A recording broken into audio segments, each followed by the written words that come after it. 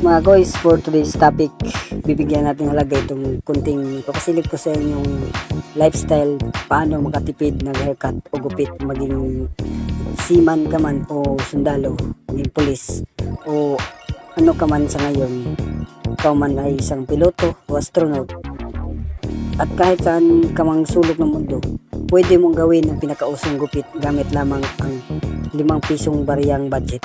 At kung paano gawin ito, watch this till end. So, pinakauna natin gawin ay bibili tayo ng blade na 5 piso lang ang halaga sa tindahan. At ang pangalawa ay humarap at maghanap ng salamin kung saan sulok sa bahay nyo at ilagay yung blade sa hinduturo. Yung pangatlo, unti-unti itong i-shave sa bawat side at gilid ng iyong gustong style na forma ng buhok, lalo na yung mga faded